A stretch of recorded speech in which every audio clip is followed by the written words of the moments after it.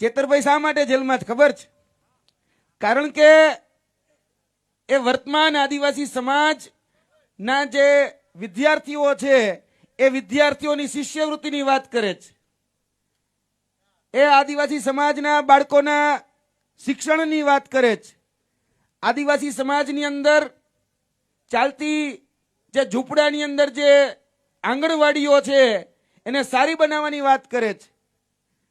ચેતરભાઈ વસાવા એ દવાખાનાની વાત કરે છે. પણ ભારતીય જનતા પાર્ટીને એમાંથી કશું જ કઈ કરવું નથી. એટલે ભાજપને દુખે છે પેટમાં અને કૂટે છે માથું, એટલે ચેતરભાઈ વસાવાને જેલમાં નાખ્યા છે.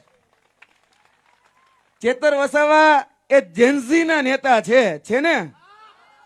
અને જેન્ઝી લોકો શું કરી શકે? જે પ્રધાનમંત્રી આ ભૂમિ ઉપર આવે તો એ ગાડીઓ મૂકે, બસો મૂકે, પણ એનાથી માણા ભેગું ન થાય. પણ ચેતરભાઈ વસાવા ખાલી એક હાકલ કરે એટલે લાખો આદિવાસી ભેગા થઈ જાય. એ તાકાત એ ચેતરભાઈ વસાવાની છે.